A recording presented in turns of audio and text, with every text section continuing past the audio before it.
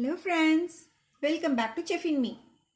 இன்னைக்கு நம்ம பார்க்க போகிறது கிருஷ்ண ஜெயந்திக்கு நார்த் இந்தியன் செய்கிற ஸ்ரீகந்த் அப்படின்ற ரெசிபியை தான். ரொம்ப ஈஸி செய்கிறது. பாருங்கள், இது தயிர், ஆனால் பார்க்குறதுக்கு நல்லா வெண்ணெய் மாதிரி இருக்குது. இது கண்டிப்பாக நார்த் இந்தியன்ஸ் கிருஷ்ண ஜெயந்தி அன்னைக்கு செய்வாங்க. மதுராலெலாம் இது ரொம்ப ஃபேமஸ்ஸு, எல்லா கடையிலையுமே கிடைக்கும். ரொம்ப ஈஸி இதை செய்கிறது. வாங்க, கிருஷ்ணருக்கு ரொம்ப பிரியமான இந்த ஸ்ரீகந்தை எப்படி செய்கிறதுன்னு பார்க்கலாம். இப்போ இதுக்கு நான் 1 லிட்டர் ஃபுல் க்ரீம் மில்க் எடுத்திருக்கேன். ஃபுல் க்ரீம் மில்க் தான் இதுக்கு நல்லாயிருக்கும், நல்லா கட்டியாக வரும் தயிர்.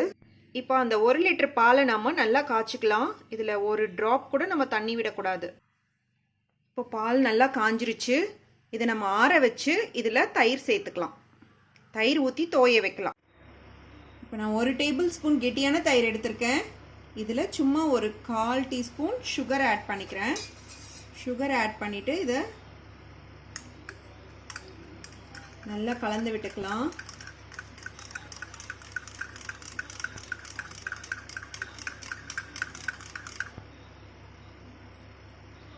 இப்போது இந்த தயிரை பாலில் சேர்த்து மிக்ஸ் பண்ணிடலாம்.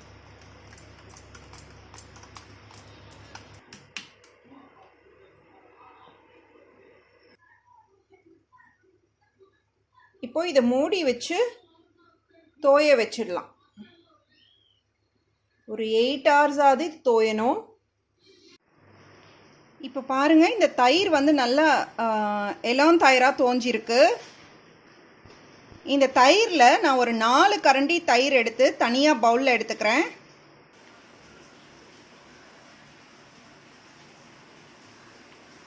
நல்லா பாருங்கள், அப்படியே க்ரீமியாக தோஞ்சிருக்கு.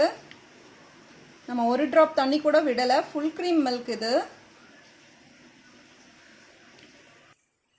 இப்போ இந்த கப்பில் நம்ம எடுத்த தயிரை நான் இந்த மாதிரி ஒரு ஒயிட் கிளாத்தில் கொட்டிக்கிறேன். கொட்டிட்டு இதை நல்லா முடிச்சு போட்டுடணும். முடிச்சு போட்டு ஒரு 4 மணி நேரம் தொங்க விடணும். எதுலையாவது தொங்க விட்டு கீழே ஒரு பாத்திரம் வச்சு தொங்க விட்டுருங்க. ஏன்னா இதில் நம்ம தண்ணி ஆட் பண்ணல அப்படின்னாலும் ஏற்கனவே பாலில் இருக்கிற தண்ணி சுத்தமாக நம்ம எடுத்துடணும். ஸோ இது 4 மணி நேரம் கழித்து பார்த்திங்கன்னா நிறைய தண்ணி கீழே இருக்கிற பாத்திரத்தில் விழுந்திருக்கும். இப்போவே பாருங்கள் எவ்வளோ தண்ணி இருக்குது. இதை எங்கேயாவது உங்கள் சிங்க் டேப் அங்கேயோ இல்லை வேறு ஏதாவது ஒரு இடத்துல நல்லா ஹேங் பண்ணி விட்டுருங்க.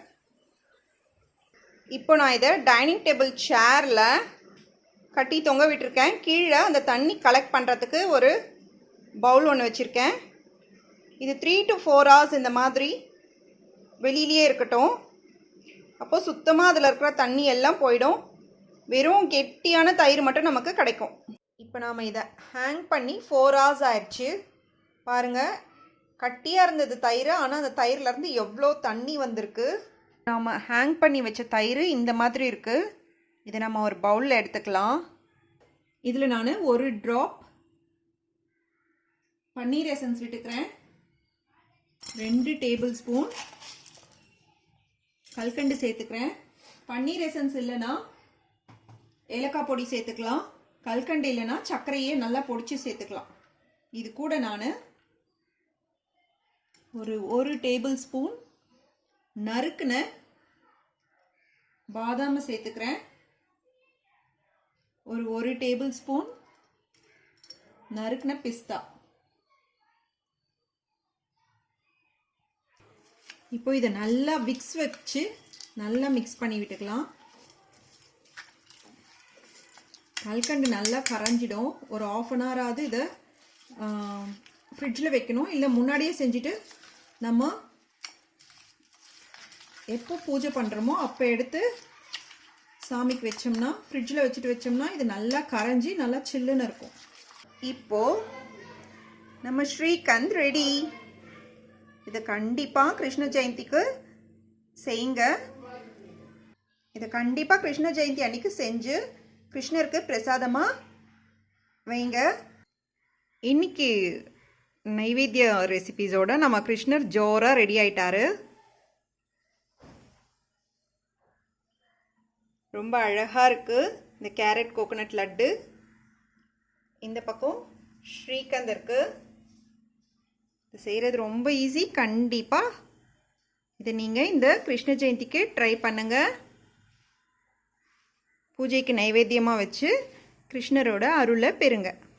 Thank you friends. தேங்க்யூ ஃபார் வாட்சிங்.